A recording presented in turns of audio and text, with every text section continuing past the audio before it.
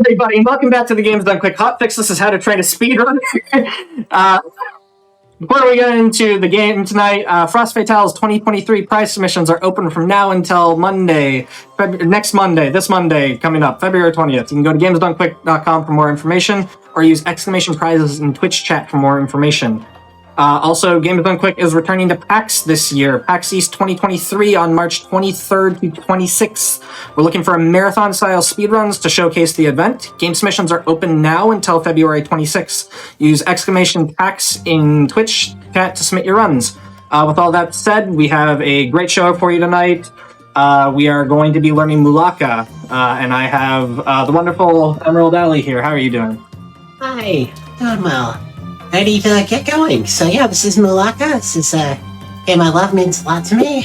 It's by Mexican developers Lienzo. It kind of tells the story and tells the culture of the Tarahumara people, the indigenous peoples of northern Mexico. You may be familiar with them even if you don't know the name. They're the people who run exceptional distances without the use of modern equipment, and it is kind of a gameplay element. Before we get into the meat of the run, let's just take a quick look at settings. Most of this is going to be personal preference, stuff like axis sensitivity, invert vertical, which I prefer, invert horizontal. It's always nice when games offer both. And you can rebind anything you want. The defaults work just fine for me, so I just roll with those. The one that is kind of important is this quality. You definitely want this on fastest, for perhaps obvious reasons, but it does have to do with menuing. There's not a lot of menuing in the run, but there's enough that it matters, and by having this on fastest rather than basically anything else, it's probably a free roughly 5 seconds of time save. And again, the rest of this is just whatever your PC can handle. I am doing this tutorial on the PC version of the game. By and large, there is parity between the PC and console versions of the game, but this settings screen does not have all these options on the console version. It basically just has the option for language and audio sliders, and that's it. Okay. So, the first thing you need to do in order to speedrun Mulaka is play the game casually. And I don't simply mean that in the sense of learning how to move and how to fight and all that. Yes, that's important too, but it also has a direct effect on the run. So if you have played the game, which I don't imagine probably anyone in chat has, and that's fine, it's kind of a niche game. I did run it at Frost Fatales last year, but that was a year ago, and it was one run amongst many. So, but if you have played the game casually, you know this to be the second to last level.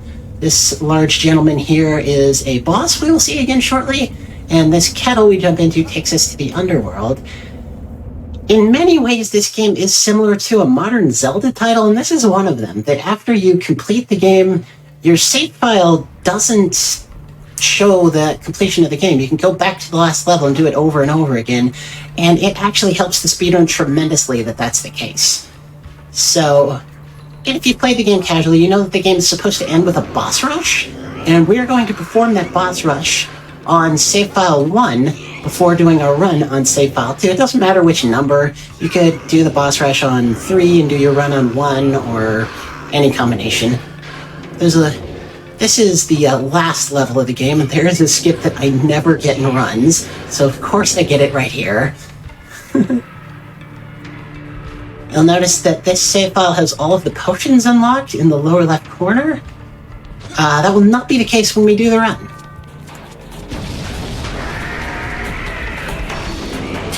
So there's nothing really of note when clearing the boss rush.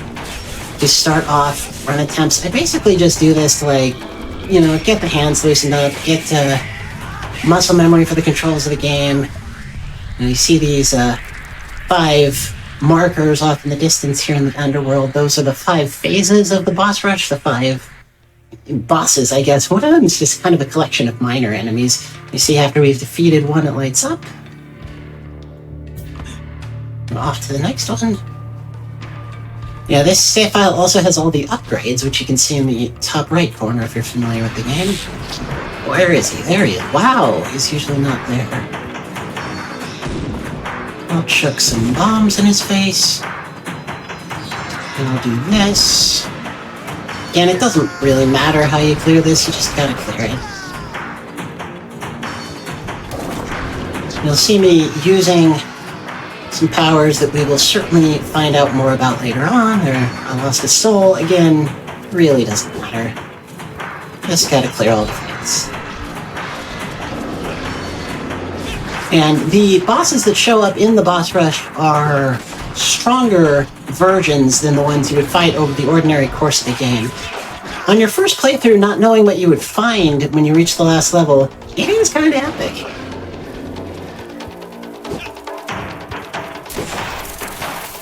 That's how you figure out which one is the real one. When he does his clone thing, you just jump, and that's it. And the one nice thing about this fight in the boss rush is the arena is a lot bigger than the equivalent fight in the normal progression of the game, which we'll see in a bit. So none of the ads even reach me. This next one is the one that's just a collection of minor enemies, right? Yeah. The equivalent to this in the normal progression of the game is a gigantic frog boss that, for reasons that will later become clear, you can't really recreate in this setting. So the game just gives us a bunch of little frogs to fight. Little big frogs. There are smaller frogs than these. That's all there is to that one.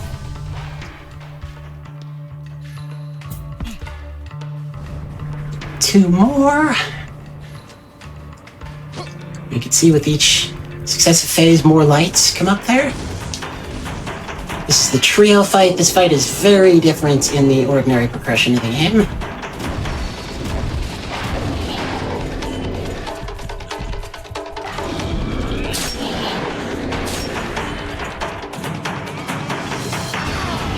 And the three bosses are also three different colors in the ordinary progression of the game. I suspect maybe they're supposed to be here, but the whole vibe of this area is just so muted, it's hard to tell.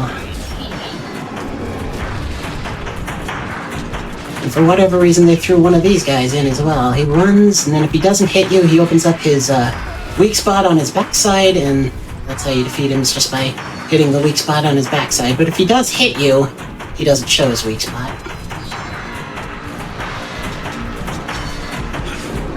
That too is kind of an ascended version of an enemy you would fight in the ordinary progression of the game.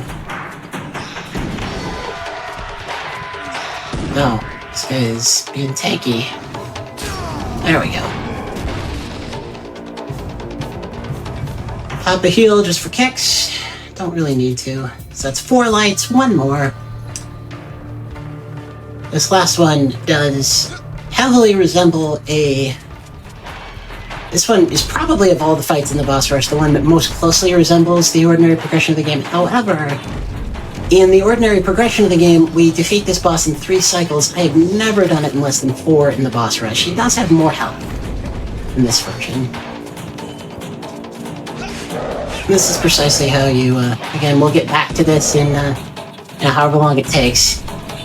You, when he does his attack where he falls over, just do a heavy combo against his head, and then toss a bomb in his face. A little more to it than that, but we will get to that, of course.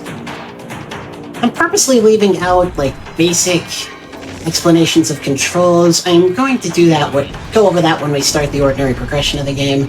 This is just kind of something that you have to get out of the way. To be honest, I don't love speedruns that involve external manipulation like this, but this was always part of the run from the entire time I was part of this community, so it's in, irrevocably.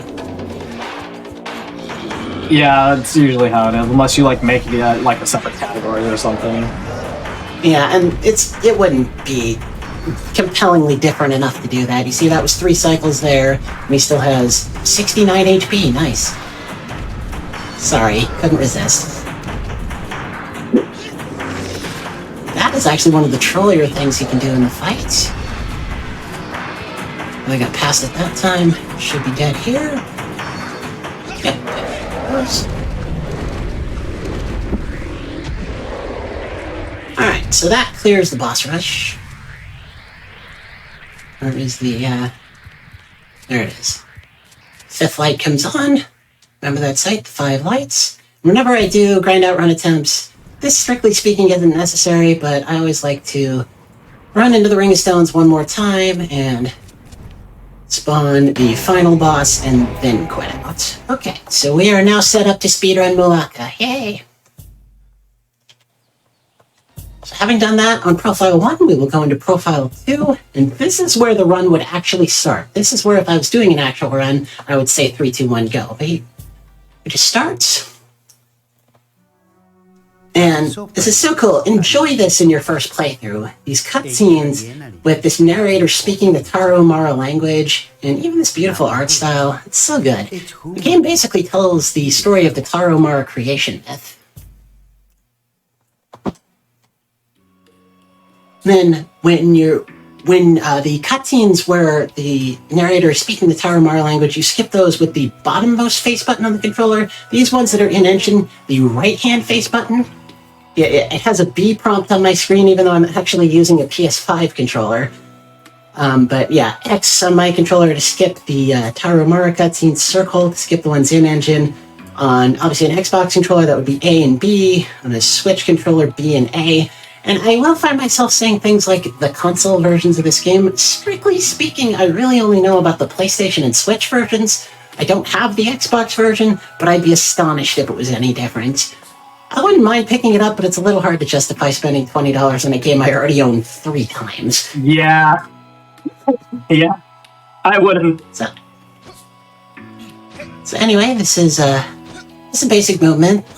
X, A, or B on the Switch controller for jumping. R2, and it's always R1, L1, R2, L1, R1, L2, R2, easy for me to say, the shoulder buttons. Whenever I do play a game that has Xbox button prompts, it takes me a second just to remember what's a bumper, but R2 is your sprint button. And just like I said, the Tarahumara are the people who sprint exceptional distances without the use of modern equipment. There's no stamina meter in this game. You can just sprint forever. In fact, that is one of the trophies/achievements, is to maintain sprint speed for a solid minute. L1 is throw your spear. We will do a little of that. The other shoulder buttons, well, this one we will barely ever use in the run. This is the Shaman Vision. It shows you, direction and distance to various objectives. It's very useful in your first playthrough. You really won't use it at all in the speedrun. There's like one time I use it. And, yeah.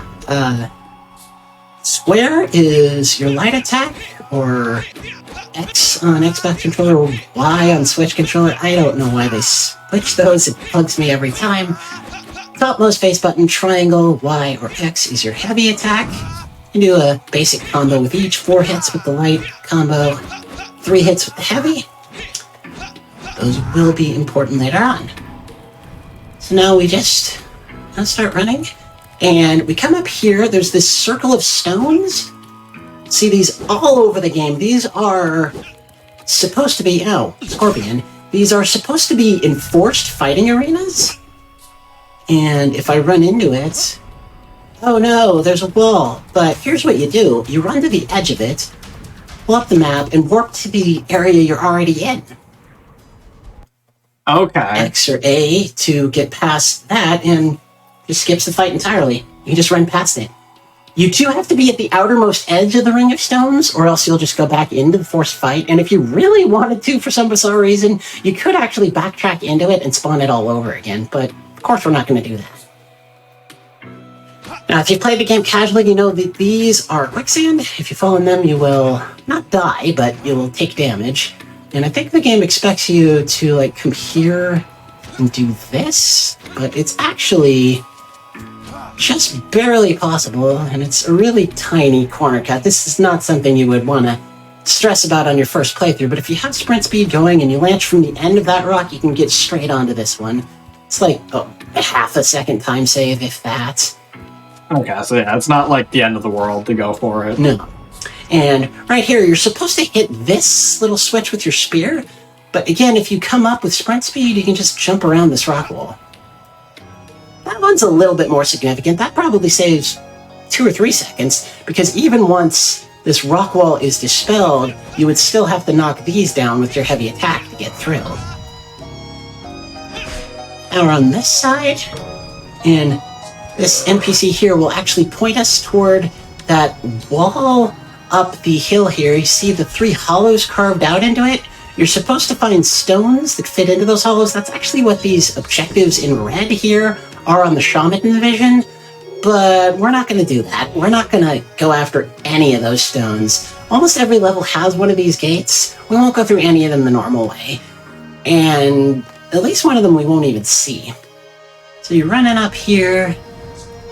You want to kill these scorpions. And this skip is a lot easier to do than explain. You want to be running and come to this flat part of the rock here. And with throwing the spear is going to be a nice... Since I don't really have a mouse at my disposal, it's going to help a lot. You want to run up it and then jump.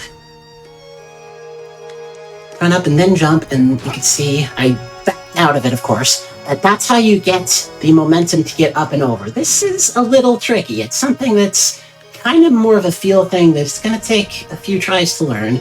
But you run up the flat part and you jump. And that's how you get up and over it. You don't jump and then run. If I can even do that, yeah. And if you jump too late, you just end up doing the unstable ground dance and you fall back.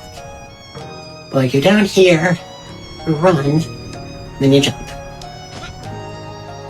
I probably get this 90 to 95% in actual attempts, but every now and then. That's how that is on this show. Breaks that are like 99% of the time, or even more, like easy to get. People come on the show and they're like, "This is how you can do it," and let me show you this. And then it's like, okay, I can't do the trick anymore. Apparently, it's the easiest thing in the world, but I just can't do it anymore. Yeah. Well, it's like I said, this is easier to do than explain. But Yeah, that's for really sure. all there is to it. Is you run up this portion of the geometry, and you jump. That gives you the momentum to come up and over. You see another circle of stones here? Should be a forced fight, but you can just run around it. Nothing more to it than that, and you skip that fight. Now at this point, you are on the way to the first boss.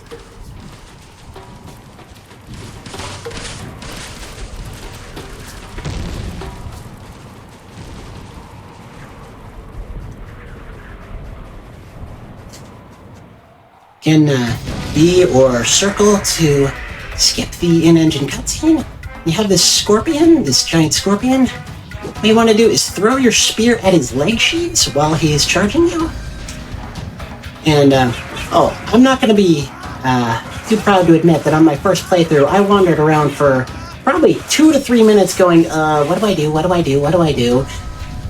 The boss has a hard shell on his back and the arena has pillars in it. It's kinda not that hard. There is also an NPC that tells you how to beat this guy. So you lead him into the pillars. After the 4th one, his shell will dissipate. But you want to attack his leg sheaths as well while he's stunned. This is not quite going the way it's supposed to. That's a little bit better. Ideally, you want to get all 6 out. 5 is good enough. This is what I was trying to find. Yeah, there's 2 circles of pillars in this arena. Obviously, you want to lead him to the ones that are nearer to the center of the arena. He will knock those over quicker, just because they're closer to it. Yeah, if you completely get rid of 5 sheaths and maybe a few hits on 6, that is good enough. Ideally, you want to get all 6, but this is definitely good enough. Especially since I got a couple of extra kills just getting here. 4th pillar. It exposes his eye. We rack up a finisher. Right trigger plus Y, R2 plus Y. Does this. Maybe a couple extra hits. Boss is dead. Now, since we never pause during the course of the level, this is actually very important. You can pull the map up at this point and just warp ahead to the next level. If you had paused during the course of the level, you would have to wait out the boss's death animation and for the game to bring the map up on its own and for the next level on the map to pop in as a dot on the map. So, as obvious as it may seem, it's crucially important that you do not pause throughout the course of the level because it prevents fast warping to the next one. Don't know why it works that way, but it does. Next level is the Grand City. There is some cool stuff in this level. So, One mechanic that we didn't really see in the previous level because there was so little change in elevation is staggering. You don't get fall damage exactly in this game, you don't get HP damage, but I'll demonstrate it here. If you fall from a height, you will get your feet stuck in the mud for a second or two. So you want to do whatever you can to avoid that. Again, not something to really stress about in like your first speedrun or anything, but if you can, come down here, jump a little early, maybe roll down the side, and, you know, just whatever you can to reset your position, and there will be an ability we get later on in the run that will make that even easier, and it looks really cool too. But for now, you're just like land somewhere on the hill, and you can just kind of glide your way down. Now, what you're supposed to do in this level is like come in here, fight some dudes, do puzzles where you use your staff to redirect water, but you can actually, there's two different ways to get around this currently impenetrable rock wall. This tree here has collision. You can jump and fail. It would be running. Run and jump when you hit it, and you can get up here. And this allows you to skip some of the preliminary puzzles in this level. The other way, the way I used to do it, it's much harder. Typically, what happens is, when I'm doing runs, if I come here like, oops, I missed that, I better try the other one. Yeah, got it there. You just you did it too well, I can't go back. But you, that tree there, you just run against the like roots of it at the bottom, and that gives you just enough height to jump and clear this wall. It's much, much, much easier to do the like teepee-shaped tree there. It's got collision all over the place. You just jump at it, jump again, and you can wind up on this wall and get past it. I'm gonna try, and I'm certainly gonna do it in the tutorial version until I get it right, do what I call fancy pathing, which is you just jump up here, you run to the end of this one, run to the end of that one, little coyote jump there. That is not quite right, so I'm gonna try it again. This is sort of a swag strat. It is the fastest way of doing this, but it's not a huge difference. Jump up here, jump to there. That's fancy path. Alright. You ordinarily should not be able to stand on this at all, but if you jump off of here as you're running, you've got like a few frames of coyote time that you can jump from, you know, with your feet like above this point. That gives you just enough momentum to land on here and continue on this way. Alternately, you know, you're back here, you can just bypass it altogether. It's not a substantial time save. You would just go here, and then here, and then here, and it's basically just as good. But it's something I always like to try for. In your first playthrough of this game, there are a lot of clues in the city over here that lead you to noticing this. I can't really show with the spear, but I guess you can kind of see his head. That child there. Getting up to find that child is, well, not per se finding the child, but finding yourself up there with him is the point of the first part of this level. So that's the quickest way to get up here, is to just jump off of that while you're running. You could also, if you need to, you know, jump up here and then jump from here, of course. But either way, you need to get down in here. The cutscene to mash through. This is the upgrade lady. None of her upgrades are necessary. Plus, you have to warp away from here and warp back to unlock them anyway. That's not worth it. You pick one chia plant to get a bomb potion. Now, there are several ways out of this area. What you're expected to do is bomb this wall. And that's not the worst idea. It's certainly feasible. There is a jump that other runners used to do that's like, you spin and you get up here. I was never any good at it. And where the heck did I end up? This is not even what I was trying to demonstrate.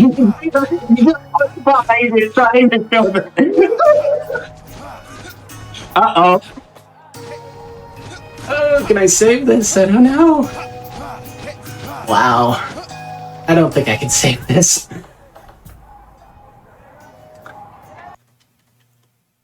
I don't even know where this is going to put me. Okay, yeah, this is fine. Yeah, it was like they would run it here for a second, then do the spin move to get up on this thing, and then have to run at the wall up here again for a second to build up speed, jump and spin to wind up here, and then get over the wall. I've done it like once. It is kind of ridiculous.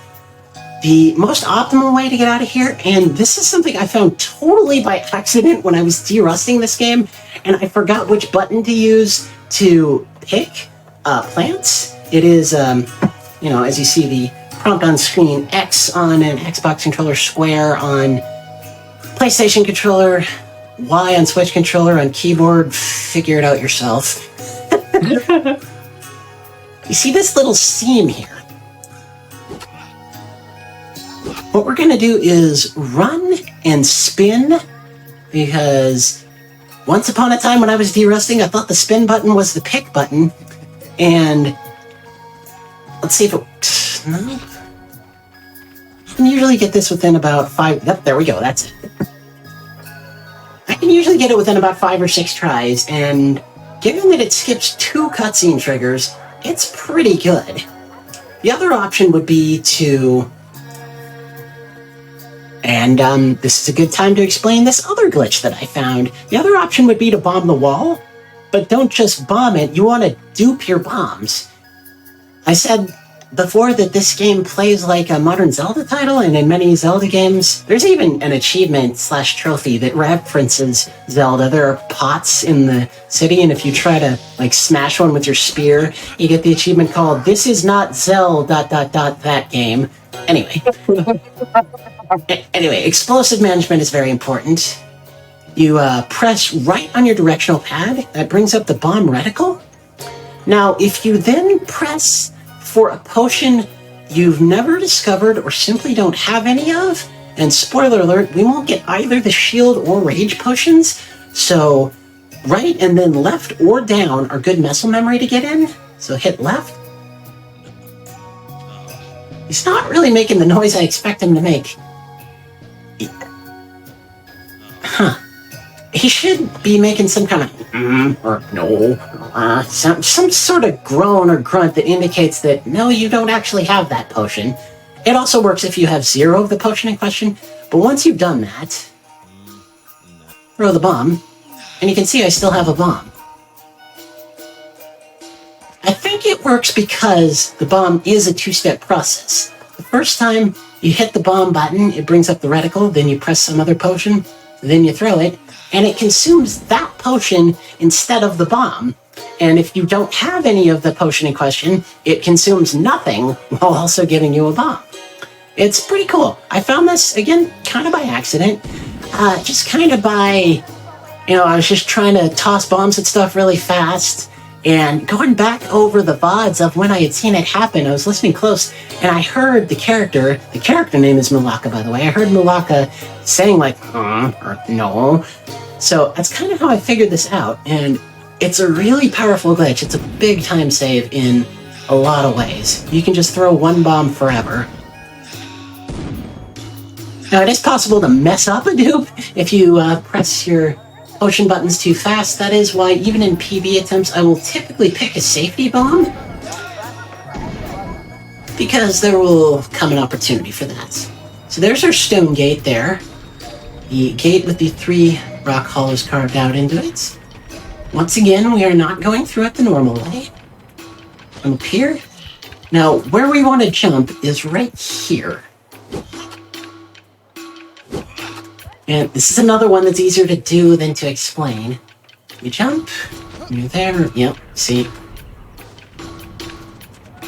This is easily 90+% success rate in actual run attempts. Jump here, yeah, I'm just, I guess, trying to demonstrate where to land and then not landing there. That's where you want to land. Definitely when you're first learning this skip, what you're seeing right now is what's going to happen. But there, that looks good, yeah. And if you heard me attack there, that kind of resets your footing. So if you attack and then just spam jump, you'll get through. We have here another ring of stones. Forced fight, right? Nope.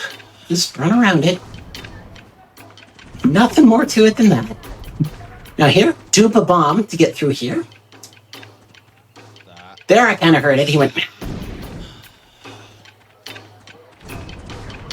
Now, back when we didn't have bomb duping, we would catch a ride on that. But since we can throw one bomb forever, it's kind of irrelevant. Just break through this wall. Now we have the Mantis General. I'm going to push him back to the edge, to near the edge, not the absolute edge, but close to the edge of the arena, and just toss bomb after bomb in his face. Just tank whatever he does to you. It is totally okay to lose a soul in this fight, because it gives you a free heal potion. Mittens, what the HP is called, by the way, souls. I'm not just pulling that out of thin air. Yeah. Did you have a question? I was just that this seems incredibly overpowered. The bomb duping? It's pretty cool. Yeah. Yeah. And see, that's all there is to it. You push him towards the edge of the arena to get him further away from the ads that he spawns, but really you don't have to worry about like avoiding damage. You can tank basically everything. And this is where I would pick my safety bomb. I usually have 3 and 2 here. I picked a bunch of Chia that I didn't really want, but that's okay.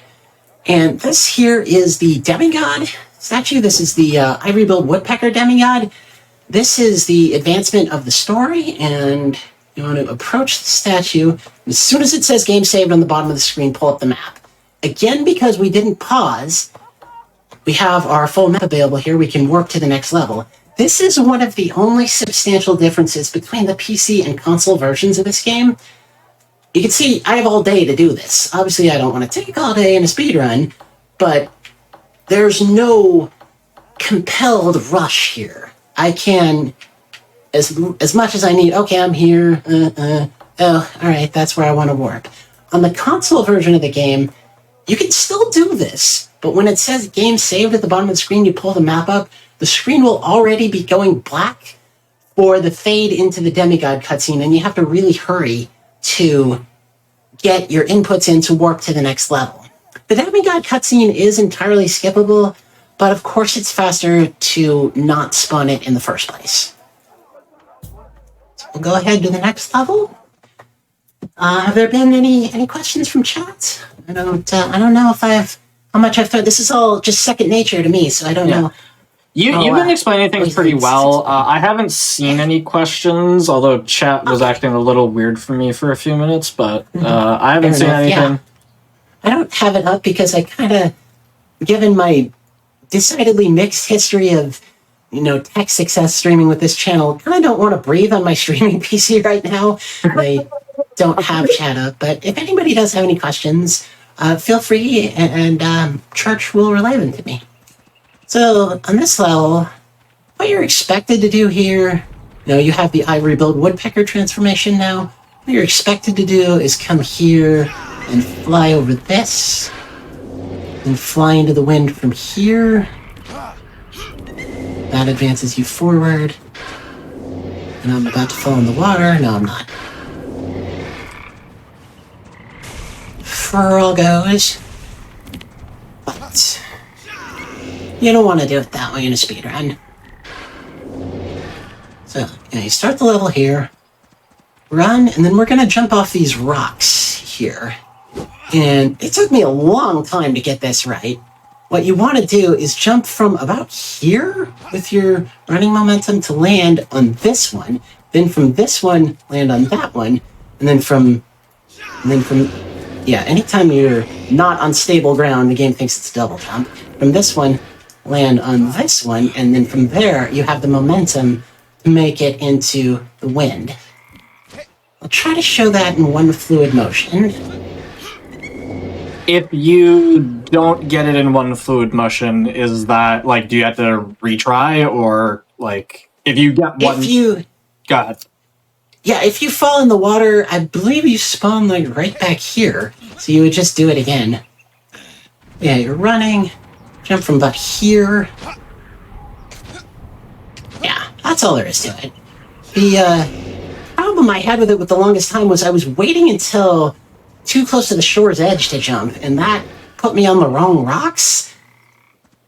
And just doesn't work if you do it that way. So now you're up here. What you're supposed to do is go up to this mural up here and use your shaman vision to dispel it. That's what opens up the cave. There is a skip that I have not been doing very well at in my practice attempts the last few days here. You do the bird, and yeah, it's at this corner here. The idea is to unmorph right as you hit the corner, and there, it clips you through. And from there, you just enter the cave. That's a hard one to explain, but it's a pretty good time save. It's about 10 to 15 second time save. Now, once you're in the cave, hold on to your butts. It's gonna get silly. Although, all that's silly in the grand scheme. You're supposed to, of course, run forward. You can even see the water funnel puzzles there. But nope, don't run all the way into the level. Just run up this geometry here. You know, you need a full head of steam as you run up here. Jump, bird morph, land there briefly, and then land here. And you're up here. This alone is a pretty substantial skip. Now, let's do it again.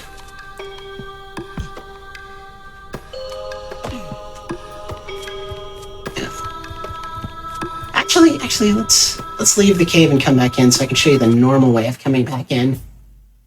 Because I believe this forces the encounter that you would have outside the cave with this guy. You just mash through his dialogue, then you turn on your shaman vision. I'm not exactly sure what this trigger for this even is. That makes the cave dispel. So it's the clip that I did through here is another one of those don't worry about it on your first run kind of skips, because it's just as easy to dispel the mural and enter the cave that way. But yeah, you're here. Like this, double jump. And I unmorphed too quickly. I didn't land on the little Yeah, you gotta land on like there. that lip. Yeah. Yeah, land here, double jump again, and then you can land here. I didn't even know this for the longest time. This is safe ground. If you land here, this is not safe ground, and you will slide downwards. Or if you're in bird morph, you can, I can't really show it, you can just barely edge your way up. But it takes a lot of time, and you don't have that much time in the bird morph, let alone you don't want to take a lot of time anyway. So if you stand here, you can just jump up here like normal to get here. Now, I have to mention the world record holder for this game, Pedrogas. It blows my mind how quickly he can do this. It is all, to say one fluid motion scarcely does it justice. It is, as easy for him as, running forward. Whereas you saw me doing it, I had to, turn the camera, jump up into the notch. I'm pretty sure he doesn't even do that. And he just lands on the safe spot, and it's really very impressive. Once you get here, I'm going to come up onto this snake head. Now, the idea here is the point of the snake's head. I want to call it the nose, but I don't think snakes have noses. Anyway, you run up the snake's head. When you get to the point, the nose, bird morph at the apex of your jump, and you'll make it here. If you do it too low, say you're not running at all, or say you do it here. Wow, bad example. Usually it doesn't get you high enough if you do it that way, but that time it did for some reason. Yeah, this really should not work. I'm very confused why that works. That might actually be a little bit easier. Huh, go figure. Well, either way. You're here, and then the next stop is here. First couple of runs, I kind of stopped here along the way just to get mana back because I was a little herky-jerky with the controls. It's totally cool. Just once you're here, double jump again, bird morph. You always get a little upward thrust when you bird morph. That is going to be crucial to some major skips later on. And now you are up here. You are on top of the level and way out of bounds. However, I wonder if the developers expected you to come up here because there are Easter eggs. That is the protagonist of the Enzo's previous game, Hunter's Legacy. I don't like it as much as Mulaka. In fact, I left a negative review on Steam. certainly something for them to have been proud of. It was their first game.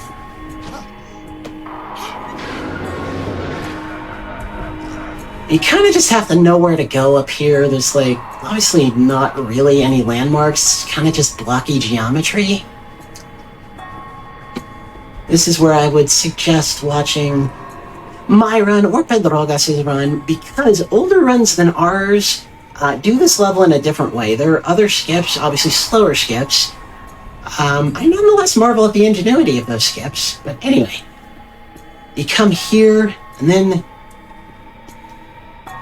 you drop through there, and you're in the boss arena. There's nothing to it. There's just no collision up at the point where you need to drop in, and you're here. And this rock mouth at the bottom of the cave, I think it expects you to, like, do this to it, because if you do, it takes 2 phases to initiate the fight, to aggro it. It kind of goes, and then it goes back to this state. Whereas if you toss a duped bomb at it, it goes straight into, okay, yes, I'm going to kill you mode.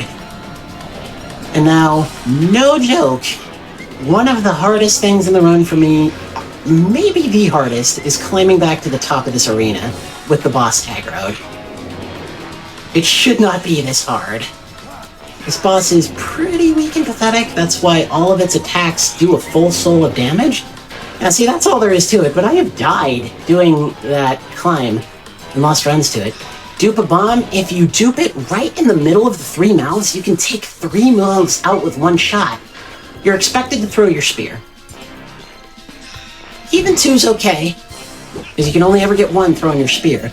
Between phases, dupe bombs at the rock formation on the bottom, 3 bombs, I think that was 3, and then toss your spear. If you don't toss your spear, yes, that's 3. If you don't toss your spear, the game will warp you to the bottom of the arena, which I don't quite understand why. Got another triple there.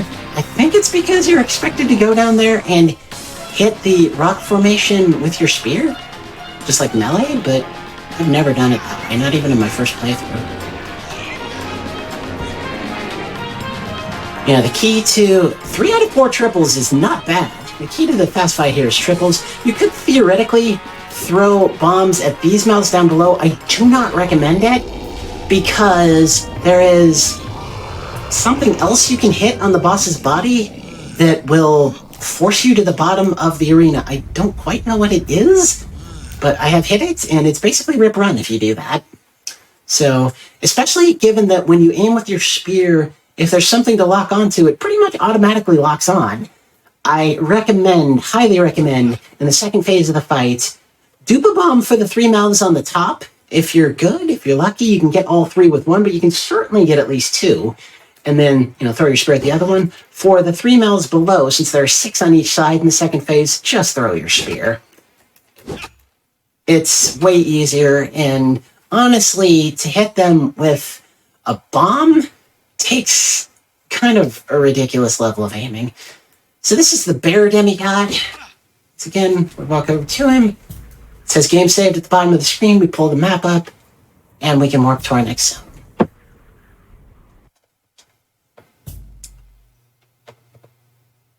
Alright, so if you've played the game casually, you know this level to have lots of intricate puzzles where you hit switches and change wind directions and fly around as the bird, and also we have the bear transformation now.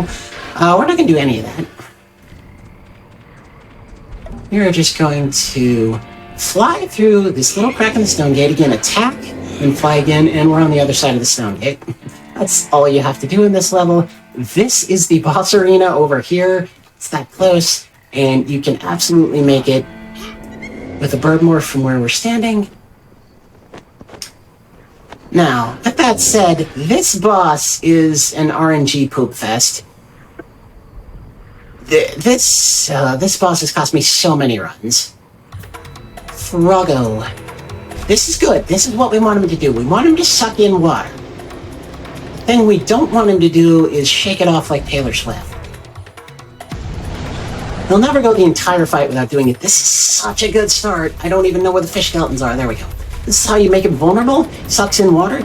do the bear transformation by the fish skeleton, it shoots it into his mouth, and then his lolling tongue is his weak spots. 4-hit light combo, 3-hit heavy combo, dupe a bomb. This boss is gated in terms of how much damage you can do in each cycle. You will never win this fight in less than 5 cycles. That's why I don't like dupe bombs endlessly, because it's not faster. You'd think it would be, but it's not. This is why this boss is such an RNG clown show, because he can just shake and shake and shake and shake and shake. I think one run he shook 12 times in a row for me, and there's just nothing you can do about it if he does that. I messed up my damage there. This is probably gonna be 6 cycles. I did too many light hits. And after the 4th cycle, I want to say, the shaking you can see that the shaking has adds in the form of small green frogs now. After, I believe it's the 4th cycle, it'll be gray frogs, which can swallow you, which is not a lot of fun. But yeah, 3-hit light combo, 4-hit or other way around, 4-hit light combo, 3-hit heavy combo, dupe a bomb. The key to doing well in this fight is knowing where the fish skeletons are. There's always 2 in the arena, and what I like to do is stick around one, or near one, I guess it would be better to say, because you want the boss to jump. See, there's the boss jumps, I stroll a little, then I sprint. Whenever he jumps, oh, okay, apparently the other fish skeleton was right there, I didn't even know.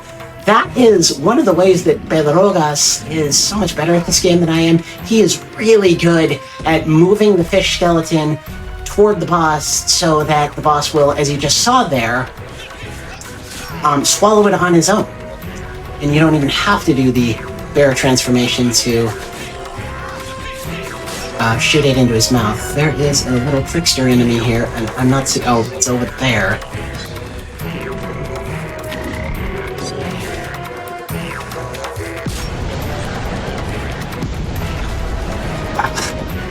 Oh, come on! That is such bad luck. Yeah, this little trickster here prevents you from doing any animal transformations. That is why I couldn't shoot the fish skeleton into the boss's mouth. RNG clown show. Most of my runs end at this boss.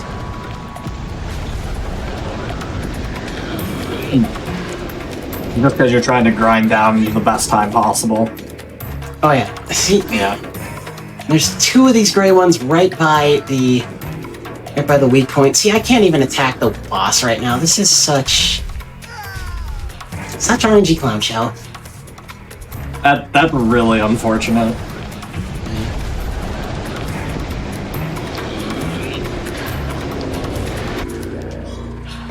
Now, if you position yourself on the other side of the boss's tongue, it does prevent the gray frogs from reaching you.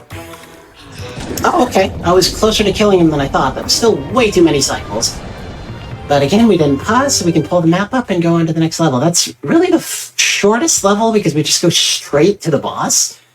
But, you know, I've said it enough times already, but it's where most runs end. So right here, these, if you play the game casually, you would know, but these, like scratches on the rock face, these red lines, whatever you want to call them, indicate that it can be destroyed with the bear transformation. They also show up on the fish skeletons in the previous boss fight. It is possible to jump around this, but you don't really need to. Just knock it down. Run through here, take the teeny little deboost through that guy. Here's the Rage Potion. We don't care about the Rage Potion. Rage Potion is a melee damage buff, which sounds like it would be really useful in the speedrun. It's really not. It's kind of superseded by bomb duping. I have a rock wall here. You can knock it down or fly over it, or just jump over it. If you jump from up high over there, you can land here and get the stagger here when you land, and yeah, like that there. I kind of don't know why I didn't get it jumping over the first time, but I always try to like clip my heels on these rocks as they're actually that easy to knock down too. I thought you had to do like bear to knock them down, but apparently just the staff. But it's fastest just to jump over them, and I like to, like I say, clip my heels against them as I come down to reset my falling height so I don't get that hard fall stagger animation. Anyway, continue on through this path. Avoid the little scorpions. They don't really matter. Another circle of stones here. And it's actually a little bit particular, this one. Hug the quote-unquote wall to the left and you can get through. If you try to do that on the right, you will be forced into the fight. Doesn't work on the right. Down here, we will face a familiar foe. Just throw bombs in his face.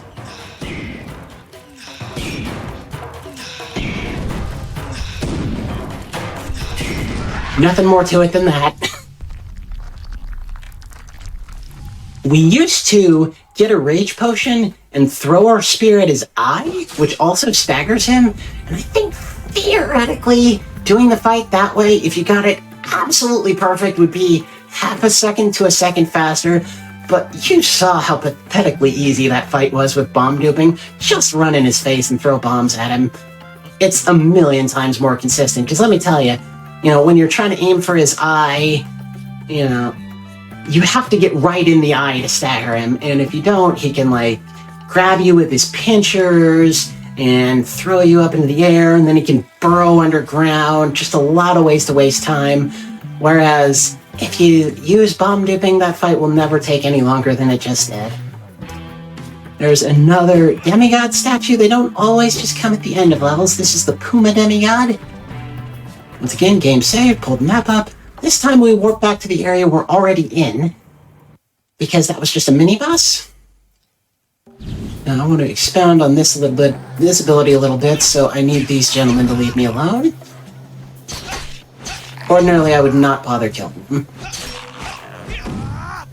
Where'd the other one go? Oh, he's one of the ones that can turn invisible.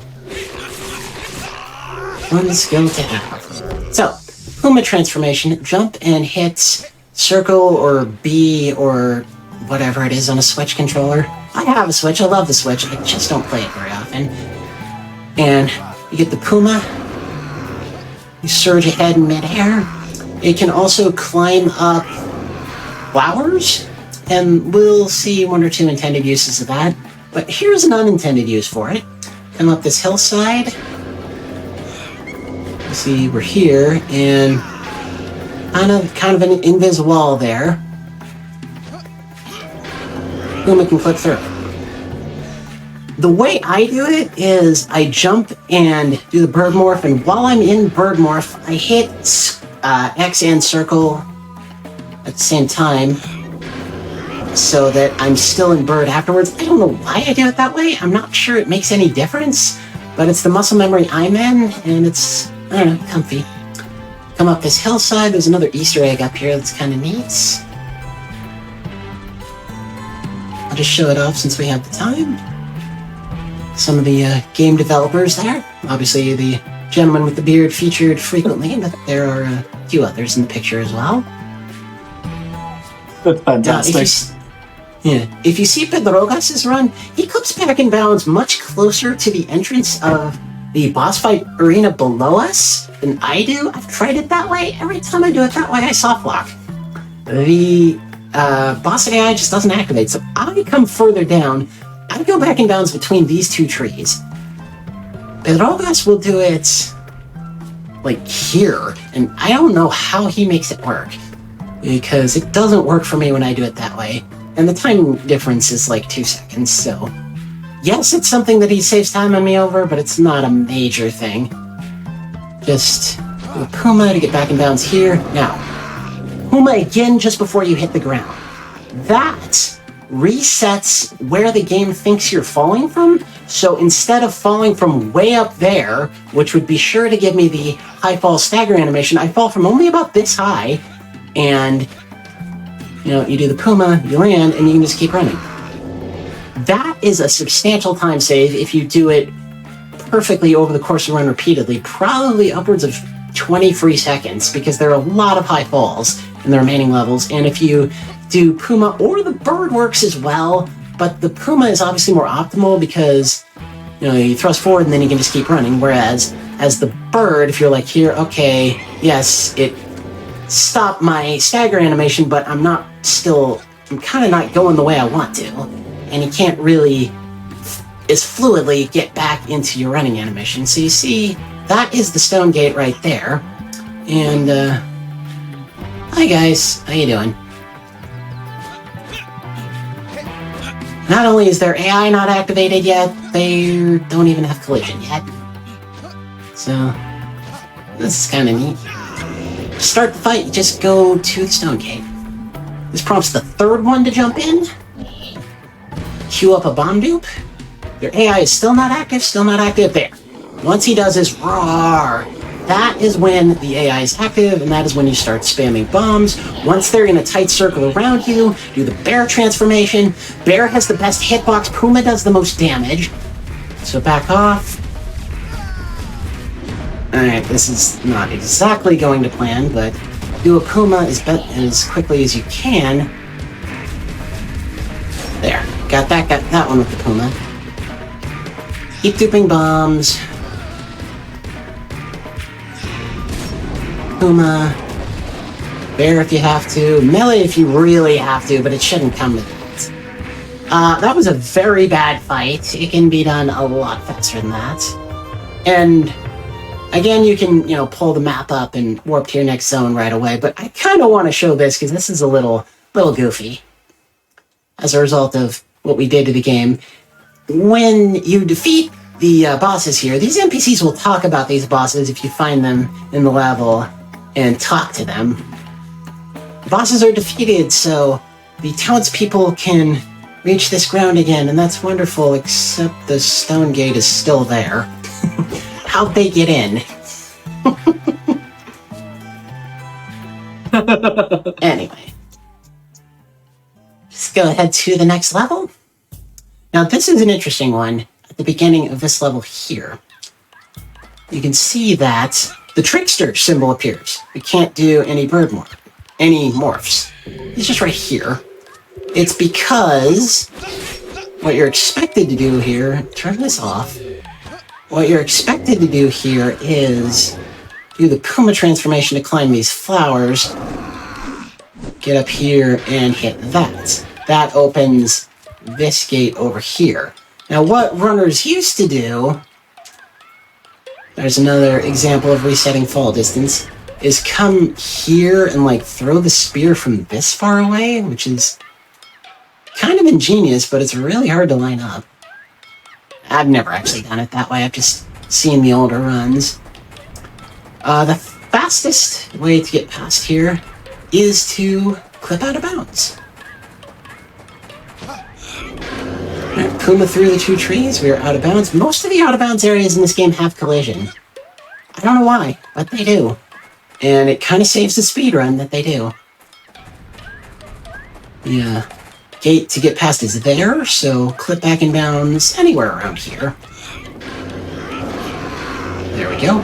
I did my 2 Pumas there, so in order to skip the stagger, I had to turn back into the bird.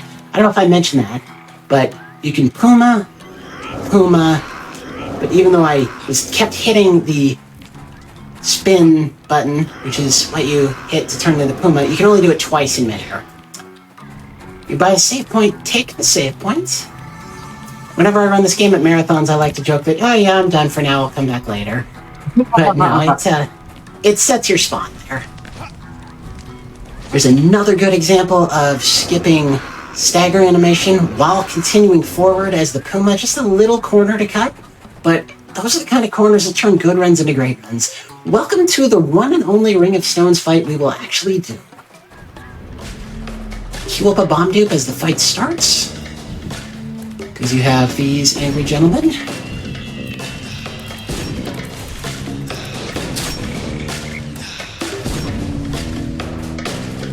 Next phase is Little Scorpions.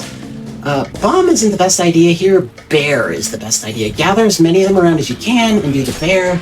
Like I said, the bear does less damage than the puma, but it has the widest hitbox. Oh, come on. Oh! I'm not sure what just happened there. That was bizarre. The little scorpions don't need that much damage. The finisher is for this jerk, the floating mantis. If you can get anybody else, it's a bonus. But the floating mantis, if you've played this game, you know, is the most annoying enemy. So use the finisher to take him out effortlessly. This guy, he dies in 2 bombs, 2 pumas, or a bomb and a puma. Obviously, the lattermost option is the most optional.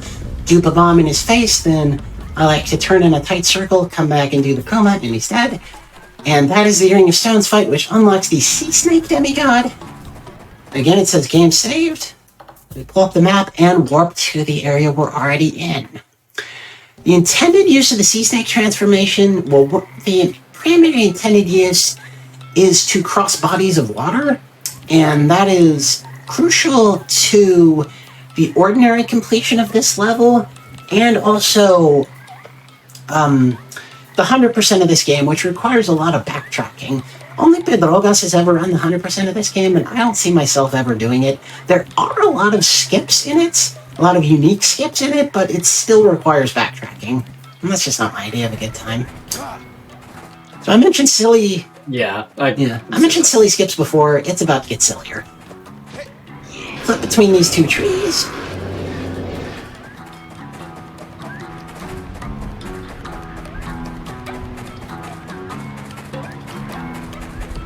When you're running up this, is you have to you specified between the 2 trees. Like, do you have to stay on that path just anywhere in there. Like... That's just where I'm used to doing it.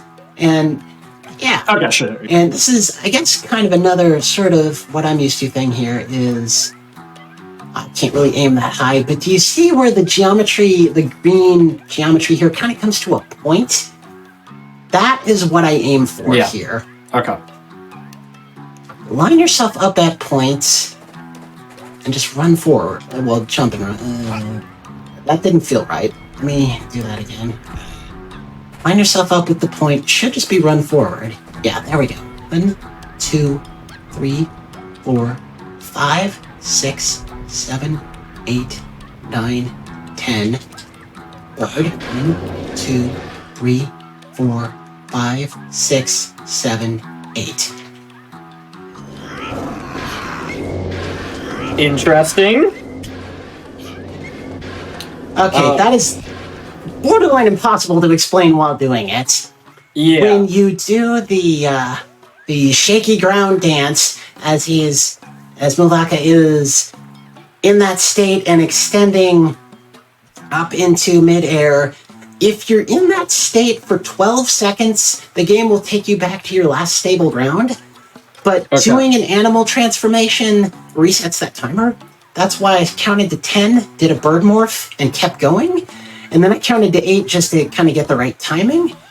And then coming to here, I utilized the mechanic where the bird has a slight upward thrust as you do the morph, which means it's kind of hard to explain. You know, your goal is here, you're here. And I'm so glad I'm using cam today. You do the bird morph, that gets you here. You turn back into the human. Since you have this horizontal momentum coming, you don't fall like this, you fall like this. And then you can do another bird morph and you're up again and say your goal was further out. Again, you don't fall like this when you turn back to the human, you fall like this. If that makes any sense at all. And that is what allows you to cover those horizontal distances. There will be an even sillier example in the next level. I'm sure that makes sense. I'm looking at a little bit of a delay. But I tried to keep up, and I think that does make sense. If anybody in chat needs that re-explained, please let us know. Here's another one of the developers. I don't know if this gentleman wears an eye patch at all times. Apparently his name is Fofo. El Show de Fofo. Hi, Fofo.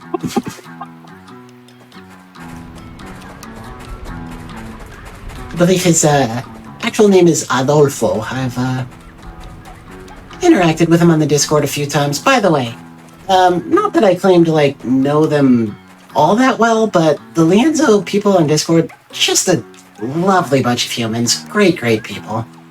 Yeah, their Discords aren't as active as I would really love to see, because they're just a great group of people, and they are... Whenever somebody does post, they're very, you know, genial and active. It's just not a very active place. And the server for this game, the speedrun server, strictly speaking, there is one. There's 7 people in it, and I'm pretty much the only one who ever posts. So if this does, you know, tutorial does pique anyone's curiosity, maybe just come to me. I'm going to be perfectly honest. And another Puma to get back in bounds. See, I had the stagger there since I used my 2 Pumas. The first one didn't get me through, the second one did, so I had kind of the hard fall there. But in any case, we're here. Next boss arena. This guy has an AI loop. You want to stay by his right back leg and not take damage. The vines, the game does tell you this, the vines indicate you do the sea snake. It freezes them, the bear knocks him over. Now this is important. 3-hit heavy combo, dupe a bomb. This is the one time I will use the Shaman Vision over the course of the run, is to check if I'm on pace for a 3-cycle kill. 333 is the correct HP for this boss to have here. Again, stay by his back right leg. He does this again. Now, the crucial thing to get a 3-cycle is to line up your bear transformation here such that both claws hit the boss. If only one claw hits the boss, you will not get a 3-cycle. You will be on 190 after this cycle. And see, he's on 160. That means I got it right. And stayed by this back right leg. And he doesn't do any of his much more annoying time-wasting attacks if you stay by that back right leg and don't take damage. And I'm actually not going to kill him. I'm going to do the fight over again to kind of show how it can go wrong. But if I finished the combo there and done the dupe bomb, it would have been a 3-cycle kill, which is as fast as you can go.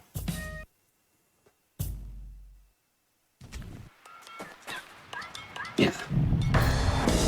Let's say we're here and I don't iframe this. Oh no, I took damage. That breaks the loop. Still get started. And sometimes it'll still work out okay. But there's no guarantee. This should still be the correct HP after 1 cycle, yeah. But yeah, say you're not sticking by that back right leg. He does this. All this does is waste time. You can't do anything with that. This is even worse. There's nothing you can do with this. Except get flattened.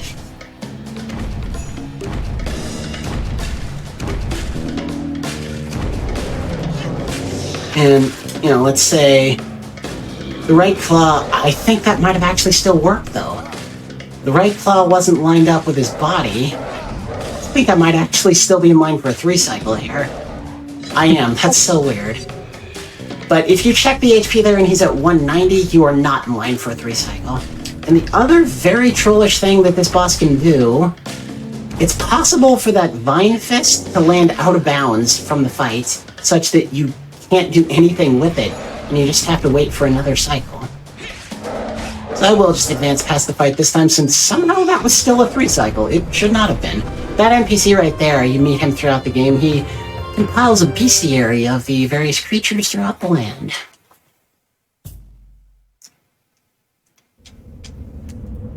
Okay. If you think you've seen some silly skips, you haven't seen anything yet. So, I mentioned that the sea snake can cross bodies of water, and we saw it in that last fight freeze the vines when the boss brought his fist down. Here's, I think, an unintended use, but an important one. It can also climb up geometry.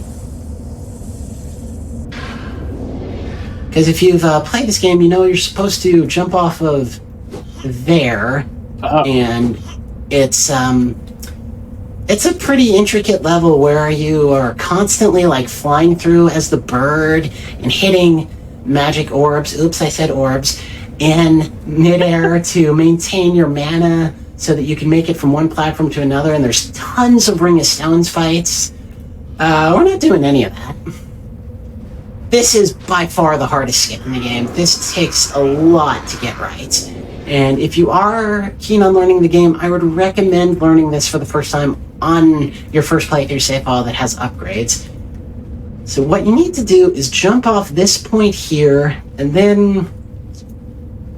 it's hard to explain. It's kind of a feel thing. You gotta just get it right. I almost never fail this in actual runs now, but it took a while to get it right. Jump off.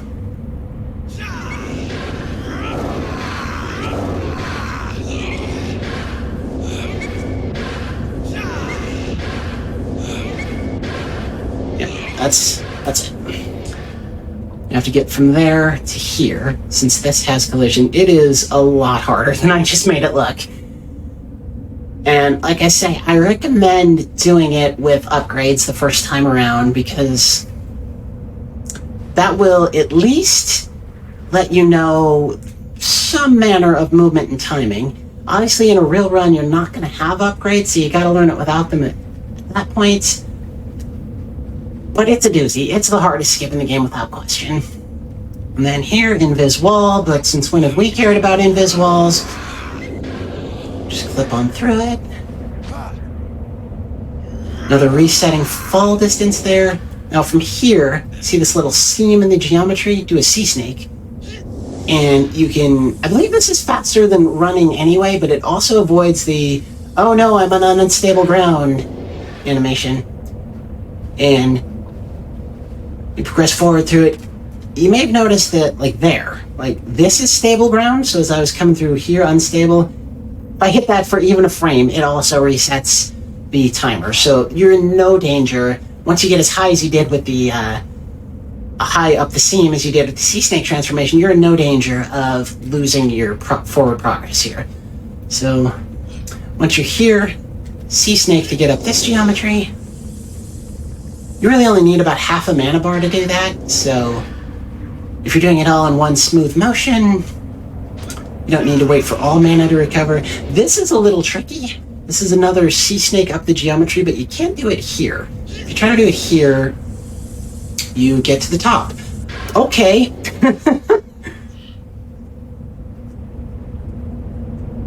Ordinarily, if you try to do it here, you wind up falling back downwards. Oh, you also fall into an abyss. I think I might have just soft-locked. That's fun. Okay, no, I didn't. That's good. You can find unstable ground, or stable ground, like, below where you can stand, and if that happens, you're soft-locked. I've lost runs for that. What I do when I come up here is C-snake up this wall. And this is the one that more consistently gets you up here. I guess the other one decided to work this time. And you're here, and if you've played the game, you know that's the boss arena. Glitchless, even if you know exactly what you're doing, this level takes 8 to 10 minutes to get through. With this skip, it is substantially faster than that. You got one invis wall clip here, and you use your other Puma to reset your fall distance, and you can just keep fluidly running.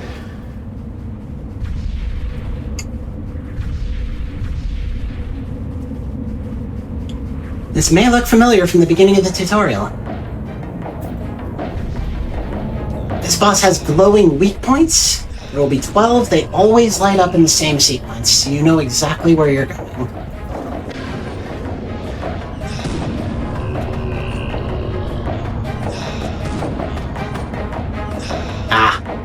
Tried for a little time save there and wound up losing time. It's okay. If you throw a bomb directly in between those two weak points, it can actually hit both of them, even though they're not spawned in together. 2 bombs dispel a weak point, or 3 spear tosses, or 2 Pumas, or any combination therein. After those 2, the next one is back on ground level.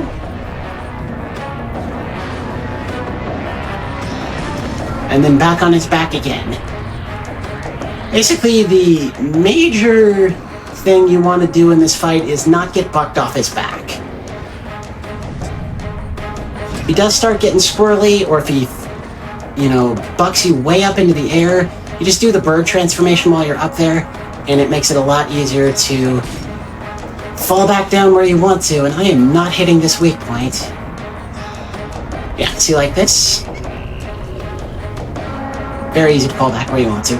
From this point, I generally do favor spear tosses because the boss gets really squirrely. This one I might try to throw a bomb at because it's right next to me, sometimes not. I wouldn't advise regular melee hits here. It takes quite a great number of them to dispel a weak point. You'll notice I have the finisher banked up. I use that for the 12th and final weak point. This is number 11. From over here, this is number 12. Shoot off the finisher. And that's the fight. Now, if you sit through the dialogue with this very large gentleman, he tells you he has granted you the power to enter the underworld. And remember, we were here earlier. Yep.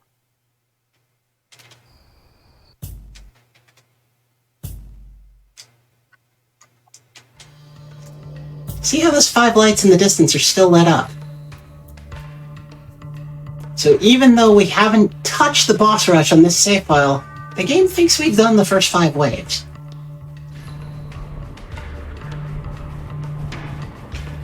That's very convenient.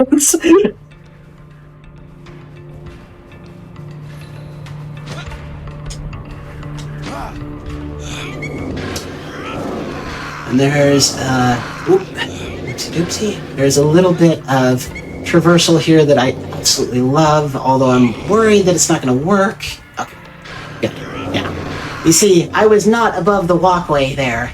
I hit the hitbox for this cutscene while flying on the other side of the walkway, and it just puts me on the walkway. I just love little skips like that. Now, I got it the first time around. Okay, that's a little more like it. There's a skip here to avoid knocking down the wall. You have to be running, jump here, and then jump up here. I guess you don't have to be running, but you would be running. And that allows you to get up here. It's another one of those things Pedrogas gets nearly every time. For me, getting it in runs is like 20%, if that. It really wouldn't be worth it to do without running, I don't think. The other thing to do is obviously knock it down. Yep.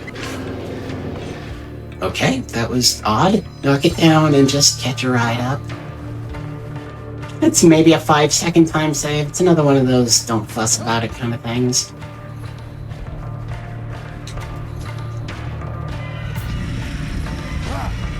So here we enter the arena for the final boss. Remember, after clearing the boss rush, we spawned this guy. We didn't have to, but he is here again. First 2 phases are very simple. Let's go under his right armpit and run clockwise with the swipies. 1, 2, 3. 1, 2, 3. 1, 2, 3. As long as you don't take damage, he will at this point show his weak points, throw your spear at it, and then do a Puma. This is another boss where your damage is gated per cycle. Nothing you can do will do as much damage as a Puma, not even Duke Bombs. Believe me, I've tested it. So the second cycle is exactly the same as the first, just clockwise with the swipies. So you mentioned it'll show the weak point if you haven't been damaged. What happens if you get damaged? I cannot hear you. I'm not sure if my earbud has come loose or if the game OST is just too loud. I'm sorry. Third cycle is when it gets fun. Because fireballs which spawn ads, how is that fair? Enter the battlefield. This is the only time I would use my heals in a PB attempt. And if you've played the game, you know that the heal animation is kind of obnoxious. You need a window to do it. So I would only pop a heal after taking out a weak point. Okay, that was bad aim. There we go. Thankfully, he stays vulnerable for quite a while. With a Puma, if you lose a soul, this is the time to pop a heal, because you have the time to get it back. Now not only fireballs, but oh, those are just fireballs. I thought they were spikes. There will also be spikes falling from the sky, or whatever you would call it in the underworld here. It will spawn ads. And I don't know if this was meant as like a deliberate gameplay thing, reflecting the Tarahumara people who always run, but as long as you're running, you're pretty much okay. You notice when the boss covered the arena in barf, I just ran into the barf. It makes it go away a lot faster. It does do like a quarter of a soul damage, but unless you're on critical HP, it's better than waiting for the barf to go away on its own.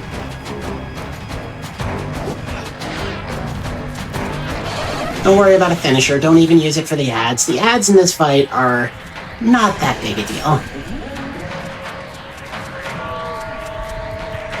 And if you ever see him crawling towards you like that, that is a sign that you don't want to keep running the way you're running. You want to run in circles around this boss. You don't want to lead him on a merry chase, because he will just chase you forever. Running around in circles is what prompts him to do other things. This attack isn't particularly helpful, but eventually he does just show his heart again, and that would be time. That is the end of the run. Let me get the earbud back in. I am sorry, Church, what did you say? No worries. So, you mentioned during the cycles that when you were running around, it would show its weak spots if you didn't get hit. What happens if you get hit there? In this fight here, it just makes the cycles longer. Like, in the first two cycles, he goes 1, 2, 3, 1, 2, 3, 1, 2, 3, weak points. If you get hit, it'll take a whole lot more swipies before he shows his weak spot. Okay, I got you. So eventually, like, getting hit doesn't, like... It just takes longer, but you'll get there eventually. It doesn't... Yes, you don't have to get... You don't have to avoid hits for it to show up. It'll just take longer. Okay. Just clarifying. Yeah. Okay. So, this final cutscene, which you can't actually skip through, but this sort of reveals how the story of this game, basic as it seems, the story of this game is basically, rawr, this horrible evil is ravaging the land. You, great hero, go fell this horrible evil. It seems like the most basic story ever, but it is the Tarahumara creation myth, and at the end of the game, I will skip this portion of it, this shadowy figure with this great light reveals that, good job, Mulaka, you slew the horrible evil, but the horrible evil will always rise up again, which is why this world in which you live must be destroyed. We will destroy this world because, hate and greed and envy will always rise up again, but because of the honesty and bravery and courage and sacrifice shown by Mulaka in his journey, his people, sort of implied to be humanity itself, more than just the Tarahumara, his people are granted a place in the new world that the gods create. Hence the Tarahumara creation myth. That's pretty sick. Simply start again. Yeah. It's, like I say, it seems like the most basic story in the world. It's like the story of a video game, but it's a story that, almost every culture has some version of this story. And I don't know, it's not exactly a twist ending or a wham ending, but it just kind of hits you right in the feels a little bit. As Mulaka enters the Great Unknown, and this is the slightly interactive credit sequence. It froze for a second there. This is the slightly interactive credit sequence where you are the ivory-billed woodpecker again, no time limit. You fly through the credits, and the counter in the bottom right corner keeps track of how many letters you fly through.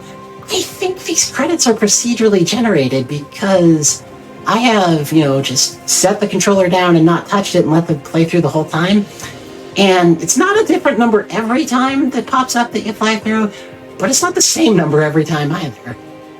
So I thought that was interesting. I was trying to figure out, because I thought it was like 109 for the longest time, but then on one of my playthroughs the other day, it was only like 70-something that the bird flew through. Yeah, just a very lovely end sequence here. Yeah, Adolfo Aguirre, I believe that's the gentleman with the eye patch. Hopeful.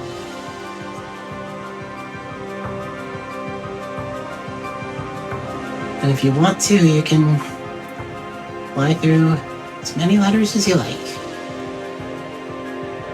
I always like to watch the credits on my channel, even if it's a game that I've speedrun 100 times.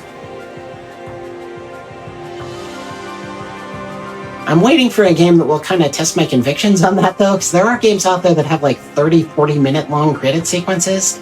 So, we'll see.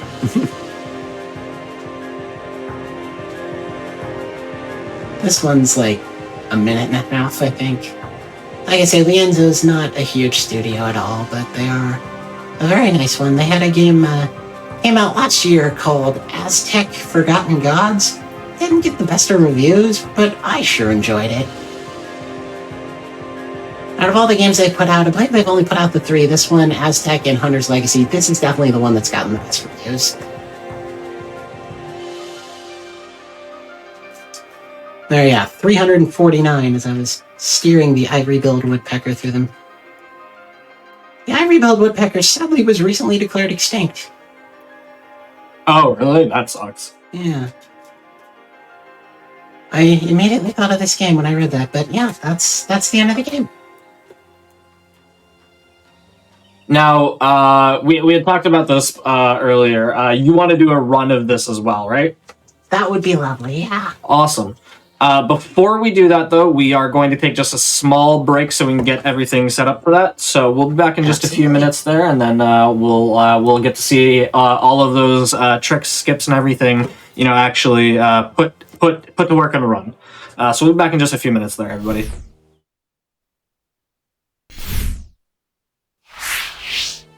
Hello, everybody, and welcome back to the Games Done Quick Hotfix. This is How to Train a Speedrunner, and we're gonna take a look at Speedrun of Mulaka, the game that we just learned. So I'll give it right over to you. All right, thank you. So we're gonna go back onto Profile 2. You could, of course, use Profile 3. It doesn't really matter, but I'm used to using 2. As I say, this is when time starts. So 3, 2, 1, go. It becomes kind of important to know which button to use to skip which cutscene. Like practically every run I get caught up using the wrong one at least once, or I overmash or something. And here we are. This fight is actually pathetically short, but always easier to skip than to not, or faster anyway to skip than to not. I shouldn't say easier. Oh, I did it wrong. That's awesome. If you're not all the way at the edge of the arena, the little skip will not work. There we go.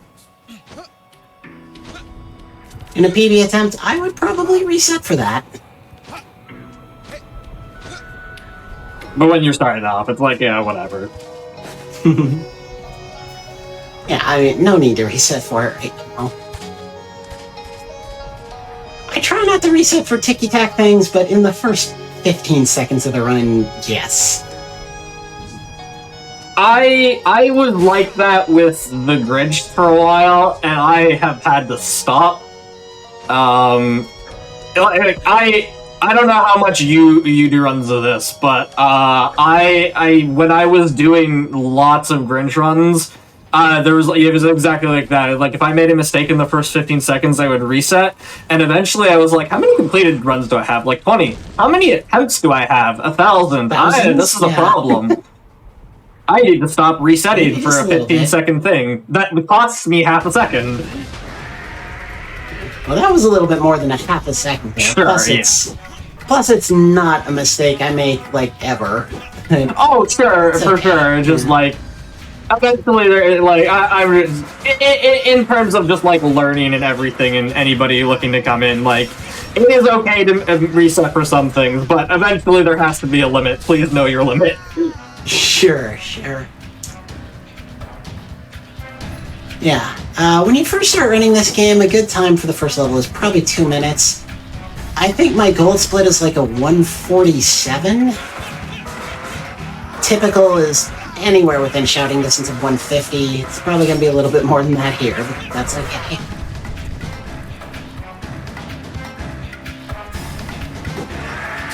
Oh, he didn't do this attack during the tutorial. But, I don't don't know if that attack matters, to be honest, because where am I? Why am I not moving? I am stuck in his tail. That was interesting. I used to think you didn't want that swipey attack, but I think he might actually move a little bit faster when he does. It's pretty rare no matter what. Alright, shell off. Go ham, finisher.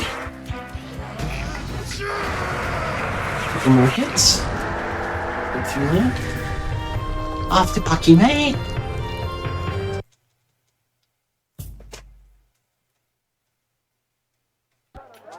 Yes, whenever I've run this game at like marathons and take donations, I'll say like $5 for every time I mash through a cutscene because it happens a lot.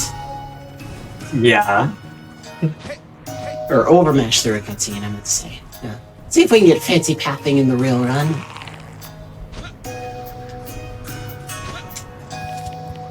Oh, sick. That was pretty much perfect. And an overmesh.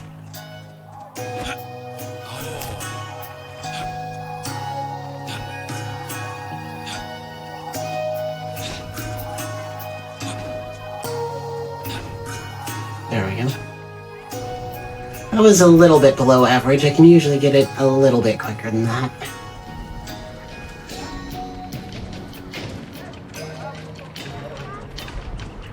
And in a marathon-esque setting, you know, if I did, like, miss it for, like, a minute solid, I would just bomb the wall and go out that way. It's nice to have that as a backup.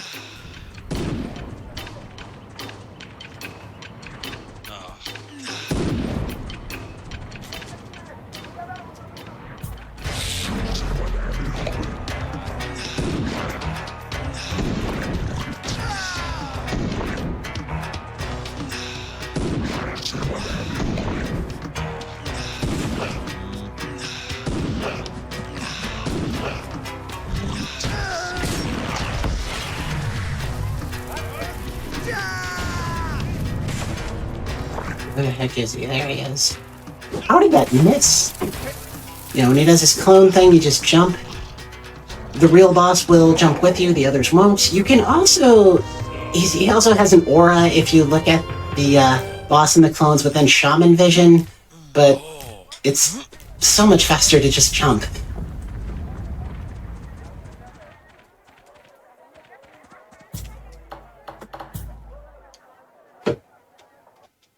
There, yeah, I was hitting the wrong button to get through that screen there. It happens at least once every run, I swear. Alright. Yeah, this pathing at the beginning here, I used to fall in the water so often until I finally realized I was jumping too close to the shore edge. And now I basically never get it wrong.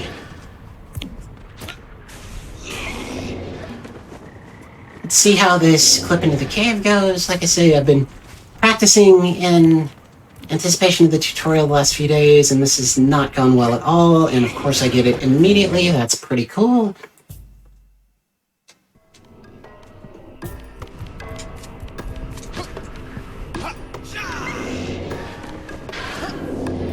Go! That's not cool. There, I saved it.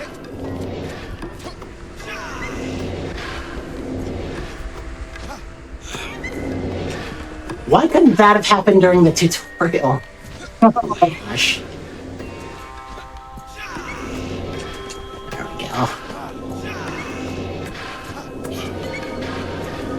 No sidetrack to look at Iki this time. We just have to go, obviously, straight on to the boss. There are also other Easter eggs in out-of-bounds areas. Not a runner, but just someone who's played the game, posted one on the Discord a short time ago on the Lienzo Discord, a short time ago that I had never seen before, and that prompted one of the other developers in the Discord to say, "Nobody's ever found mine." So I was like, challenge accepted, although I haven't really gotten around to, like, scouring the out-of-bounds areas to try to find another one.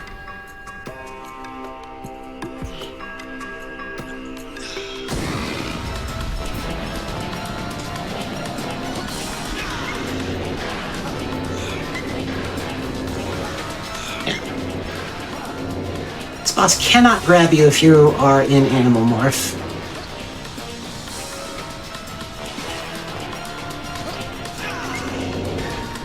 There we go. So, losing one soul is not a big deal there.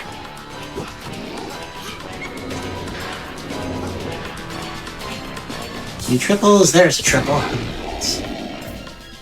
Again, 3 duped bombs? Back before we had bomb duping, you would have to pick like 5 bombs at the first Chia Garden in the previous level. And that just took so much time. There's another triple. Very nice. More triples, the better. And over to this side. Okay, I thought I had messed up the dupe there. Alright, there's a rare glitch. That mouth is actually dead, but the texture for it is still there. The game knows it's dead. It just didn't despawn the texture. And so even though I went down to only 1 soul there, it wasn't really that scary. Every attack this boss does a full soul of damage, so just as long as I could avoid 1 more. Typically what I have here is 4 and 2.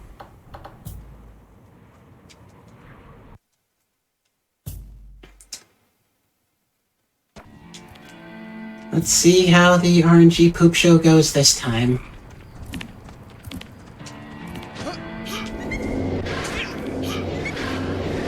Wasn't quite as high as I thought it was. There we go.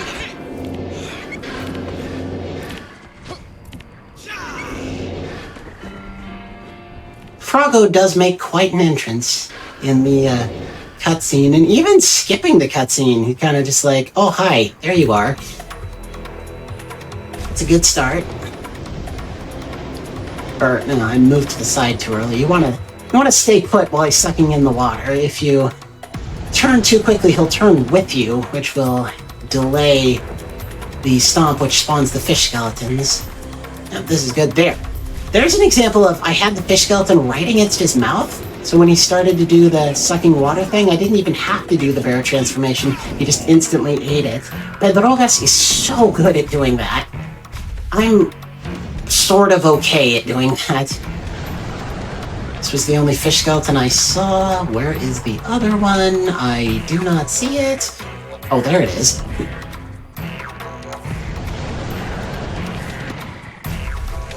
There. It's another quick cycle there.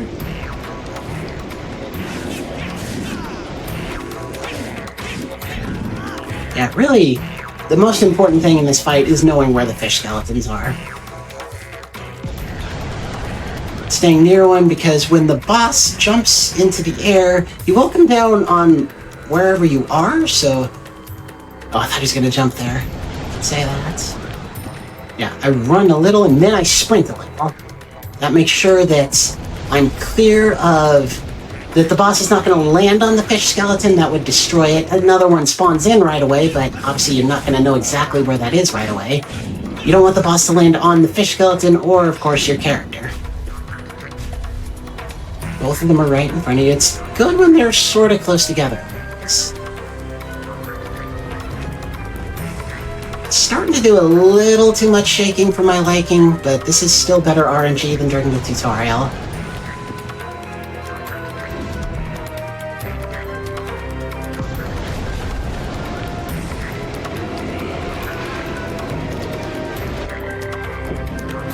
Again, light combo, heavy combo, juke bomb.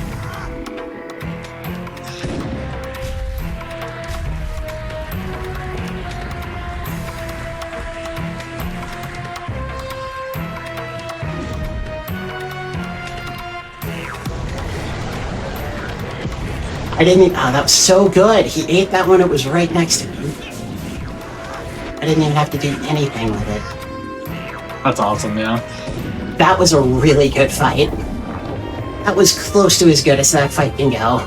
That looked pretty clean, yeah. I didn't get hecked by the ads at all. I didn't miss any cycles. That was so good.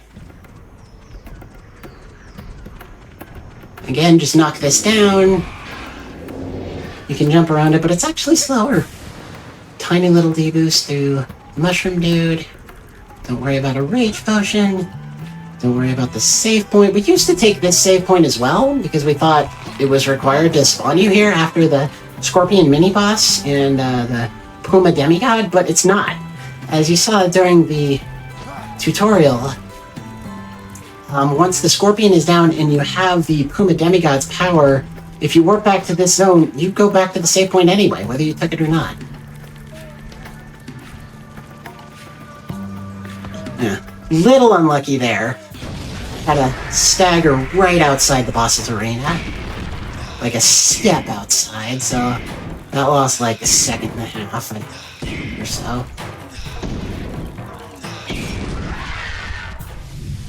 I just can't get over how easy and consistent this fight became after bomb duping, and we don't have to worry about throwing our spear or anything like that. It's so good. Puma Demigod, game saved. Warp back to the level you're already in. It does seem like bomb duping is such like it's a small thing at first, and then you realize like, oh wait, no, this is massive. Yeah. Honestly, I didn't even...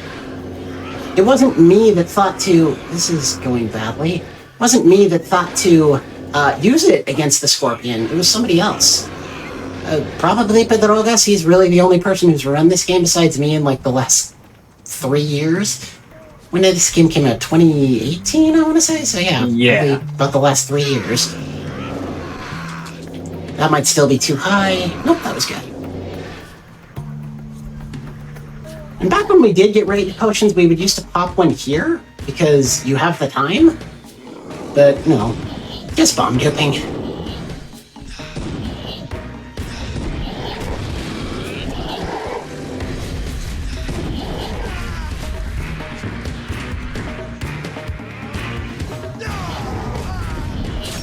Alright, somebody's down, the green one's down. Blue's down.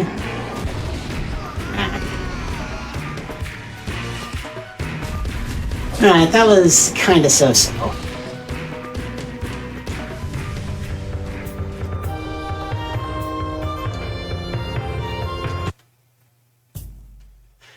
Alright.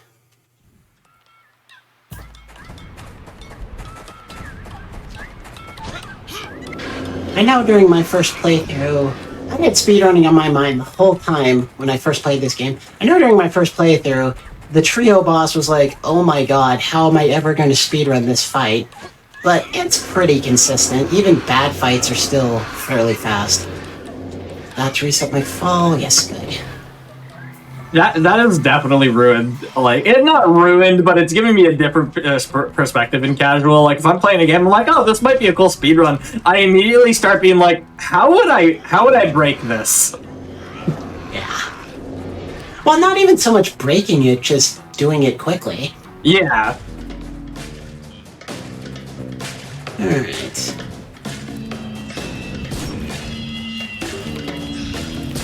Yeah, these little overturned red dudes, bombs are the way to kill them. The only other way is with heavy attacks with your spear, and that's much slower. Bombs are like the ordinary way of killing them. I do not want this red frog to eat me. There we go. Oh, that was quite effective, in fact. Alright, where is he? Where is he? Seriously, where is he? Okay, he's over here. Eat a finisher, you jerk. You absolute jerk. If anyone else gets caught up in the finisher, it's a bonus. It is for the flying mantis. Full stop. Should be fire frog, yes. I do not know if that hit him. It did. Yeah, if the flying mantis does his full-on attack, it's so incredibly annoying, and it wastes so much time. What he does is, like, shoots out an orb that immobilizes you in place, and then he takes 6.5 years to swoop down and hit you, all while you're immobilized. You can't do anything about it. You're just there You know, spamming buttons on your controller, hoping to break 3, and there's nothing you can do. It's just the worst. That's why I unabashedly give that finisher to the Flying Mantis. 1, 2, 3, 4, 5, 6, 7, 8, 9, 10. 1, 2, 3, 4, 5, 6, 7, 8.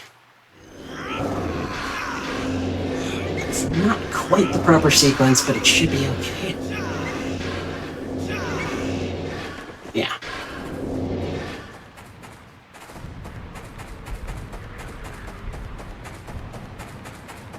And we do kind of see this Easter egg anyway. It's more on the way than the other ones.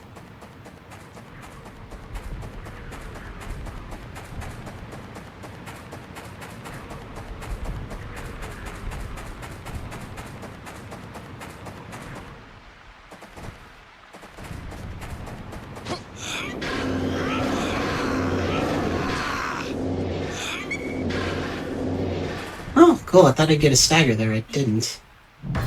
Stay by his back right leg. Dash. Oh, okay. I'm gonna say dash at just the right time to avoid damage, and then I didn't. So this might break the AI loop. Hopefully not. We'll see. 333. Yep.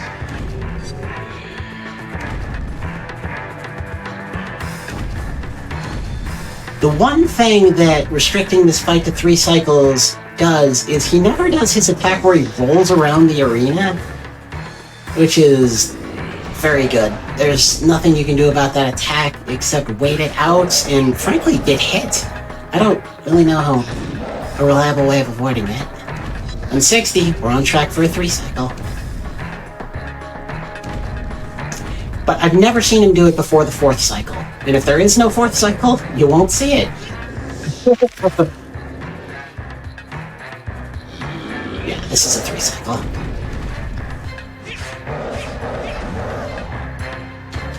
Beautiful.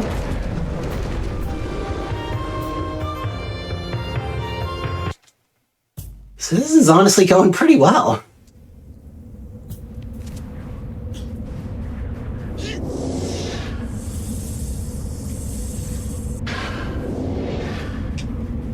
Just really minor mistakes is all.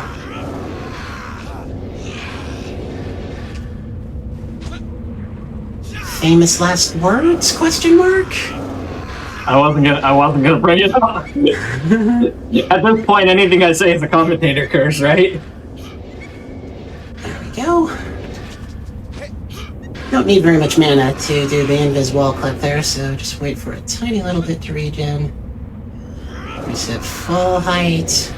Actually, I need full mana here.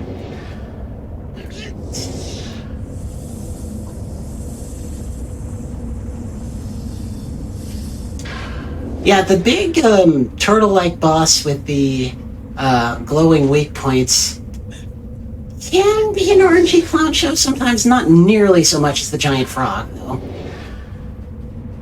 I have lost runs to this upcoming boss. I mean, I guess that's not saying much. I've lost runs to everything in this game.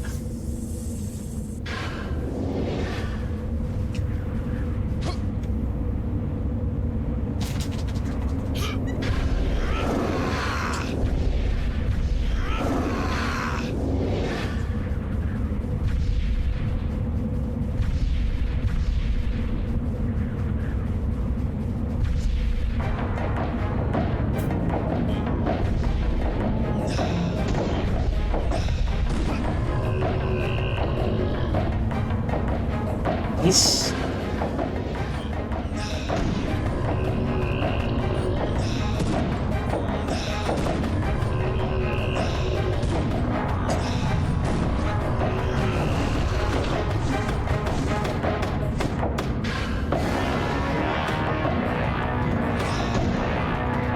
Nice. This is going pretty well.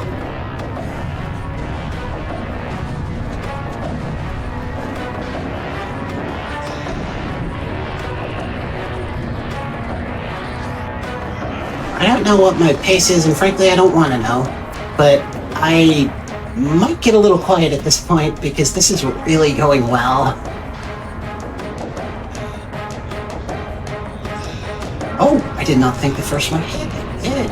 It's fantastic. Your pace is a good pace, probably. Yeah. Yeah. Yeah. I mean, just looking at it, it looks like a good pace, so that's all that matters.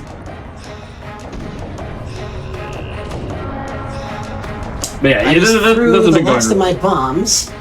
I just messed up a bomb dupe and then threw my safety bomb as well, but that doesn't actually matter. I don't need bombs anymore at all.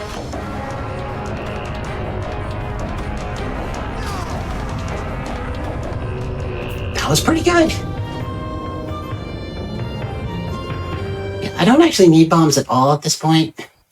Just needed them for the weak points on that boss. I don't use them in the final fight.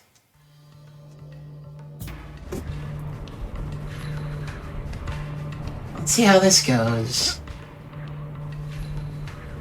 I remember after bomb duping was first implemented, first discovered, I lost a couple of PB attempts to the final boss. Actually, one still ended up being a PB, but it was a 5-second PB when, just for perspective, my next PB was by 4 minutes. So, by 5 seconds, okay, I have no idea what just happened. 5 seconds didn't amount to much. I don't even know which way I'm going. I'm going this way. That was weird. That was very weird. Got that skip. That was nice. Doesn't quite make up for it, but it was nice.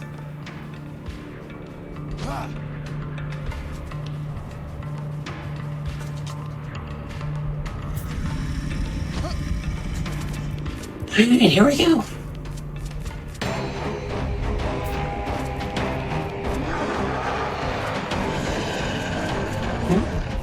Clockwise with the swipies from under his right armpit.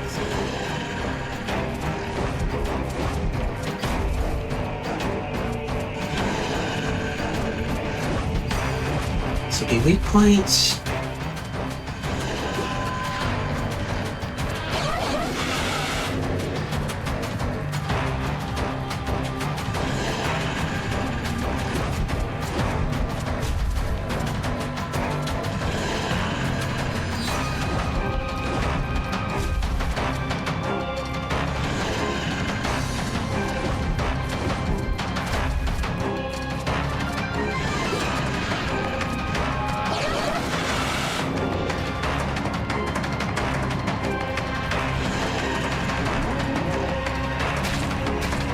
A little bit of a heart rate going right now. This is exciting. You got this. You got this.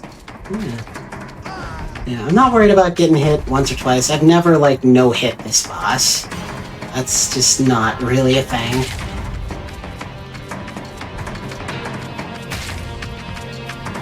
As much as possible in the later cycles, you still want to go, like, clockwise with the swipies, but he just has so many other attacks. It becomes hard to do that. This should be weak point. It is. That's supposed to make that go away, okay. That surfing wave of muck. Oh, I popped this too late, didn't I? No. Probably didn't need to do that, but there's no harm in it either.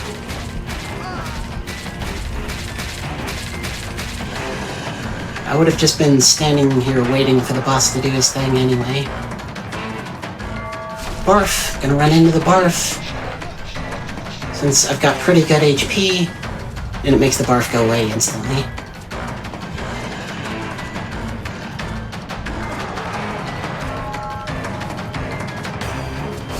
Same. This might knock me down to 2 souls. Nope, not quite. This should be weak point. Yep. And then one more cycle after this one. Okay. Yep.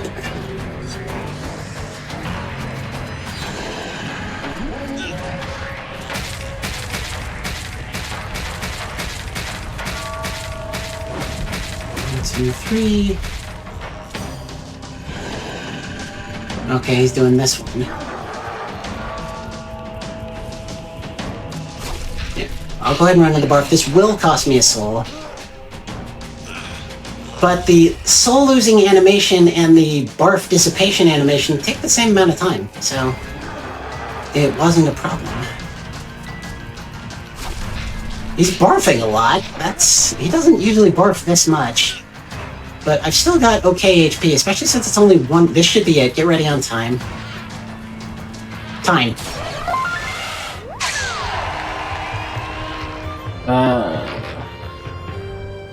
20.